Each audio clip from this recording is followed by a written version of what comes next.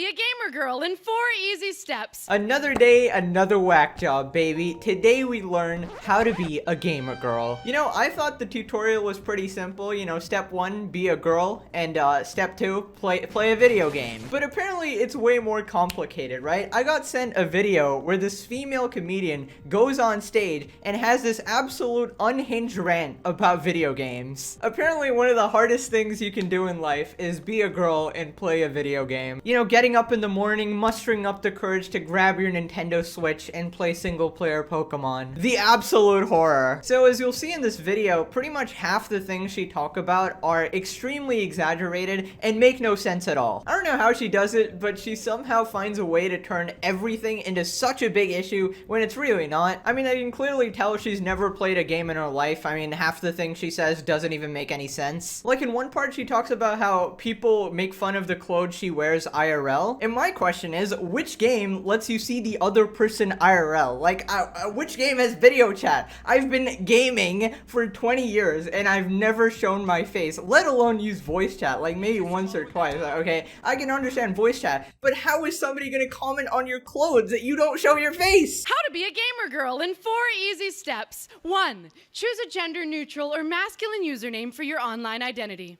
The hordes of cisgender, heterosexual, and mostly white men you'll be gaming with are incredibly sensitive to the possibility of a female within their midst and are more likely to consider you part of the scenery than a peer on the battlefield. Okay, obviously, I can't speak for everyone, right? But me personally, I've never noticed if a name sounds male sounding or female sounding. The only names I notice are those that really stand out, like, you know, Big Daddy 69. You kind of take note of those ones, okay? But for the most part, I don't really care, and most people don't either. I feel like if somebody harasses you over your name, it's definitely a them problem and not a gaming problem in general. Like, honestly, I know it happens, right? But I don't know where these stories come from, because in my experience, whenever there's a female sounding, you know, name in the game, everybody just turns into ultra mega chunga simps, okay? Oh my god, awooga awooga, female in-game, I must give her absolutely everything. All attention is on her. It's kind of ridiculous, okay? It's like they just transform into personal butlers. Like, I will do your every whim. Anything you want, queen. Bro, how down bad? You don't even know what she looks like, man. Calm down.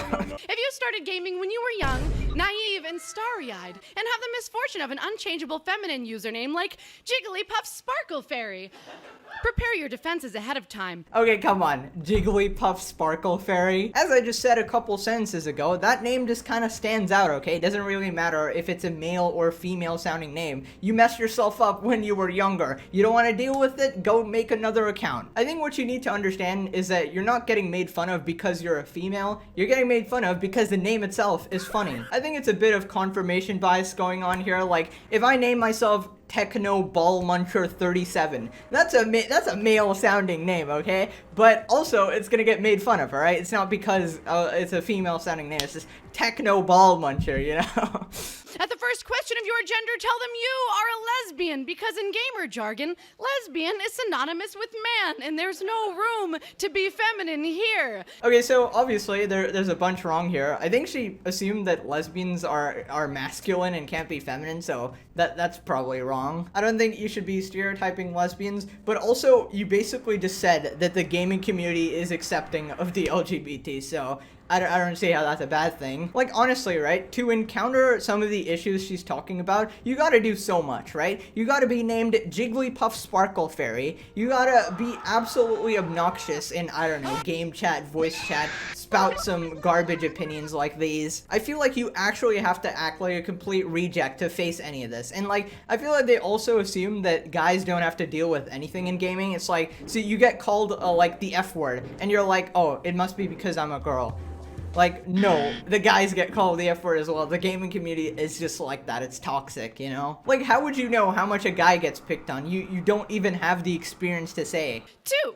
Become an expert in everything. Complete every side quest. Earn every achievement. Be prepared for any reference or joke, because if you're not, Fake gamer girl alert! Okay, so once again, I don't know what she's saying because gaming interactions are usually like very short. If you're playing like voice chat or whatever, right? You will only know them the duration of the match, all right? Unless you exchange discourse, in which case you are making friends. Like, I don't know how you're interacting with these online people so long enough to the point where the conversation goes to inside jokes. When does that even happen? And if that does happen, clearly you have formed very close relationships with these people, which kind of destroys your entire argument anyways. Like, I'm trying to think, like, what game are you playing? The only game where any of this makes sense, like, remotely is, like, VR chat, where you're having all these conversations and stuff.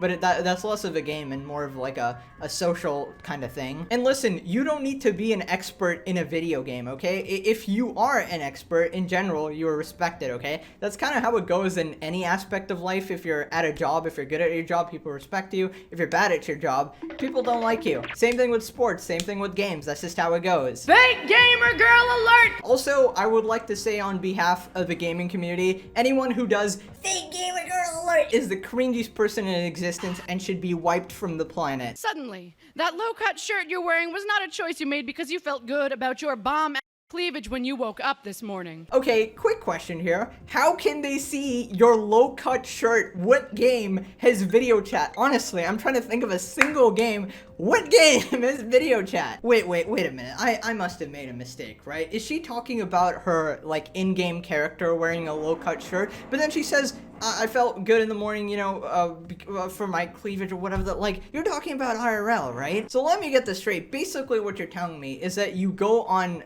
chat or voice chat and you say, I'm wearing a low-cut shirt, and then later, after your cringy interactions, they say, oh, that's why you were wearing your low-cut shirt. I'm losing so many brain cells. I can't do this, man. Literally, nobody cares. You're playing a video game. Stay on topic. Because what real gamer doesn't know that the skeleton hanging by its ankles from the ceiling of the Bjorn ice caves on the island of Solstheim in the Blood Moon expansion of the Elder Scrolls 3 Morrowind was obviously a Star Wars reference? Okay, I think it's pretty obvious that if someone gets mad about an obscure reference, like extremely obscure reference that you don't know, they're pretty much a nerd and they should pretty much be ignored entirely. I think they're very cringe for getting mad at the fact that you don't know some obscure reference, okay? My problem is, why are you taking one interaction you had, or made up interaction, which I'm pretty sure is what happened here, and applying it to like every gamer ever? Like, every gaming experience is gonna be like this. What about the people that, God forbid, look up to you? You know, the people in your audience who actually like your, whatever this is, poetry or something. Like, what happens to them who look at this and say, oh, okay, I'm never gonna play games because it's so bad? Which is pretty sad, because it's a pretty awesome experience, you know? 3.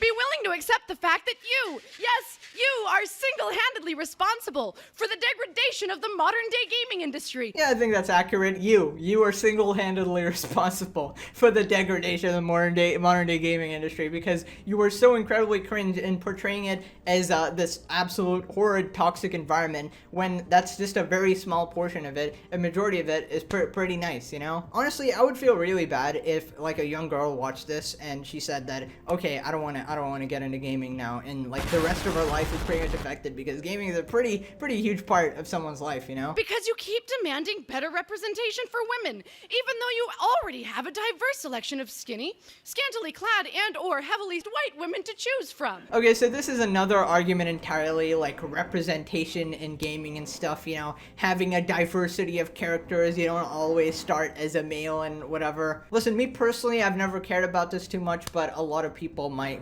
actually care about it. It's really your choice if you want to look into it. For me, I'm like, ooga booga, I play a game, it's fun, I enjoy game, alright? I don't really look too much beyond that. I really don't care if the head character is female, extremely girly. If the game is awesome, I love the game. That's pretty much it. I will judge the game based on the experience I had, not on the gender of the damn character, okay? If you want a more feminist-friendly game, try the Mass Effect trilogy. It's full of strong female characters. Never mind the fact that the first female villain we're introduced to is presented to us with shots of her ass and before we ever see her face. Remember, ladies, female objectification is a myth. Okay, first off, who has ever said that female objectification is a myth? That's one of the most talked about topics in modern society, so I don't know what you're talking about there. Number two, and one of the probably the only valid points, is yes, games do have a little bit of a problem with huge chunga awugas. But the thing is, there's a perfectly logical reasoning for that. Majority of game buyers, at least back in the day, were males, right? So you wanted to market to them and make the most money, which is why you would have characters like that so that guys would buy them, and then, you know, businesses just want to make the most amount of money.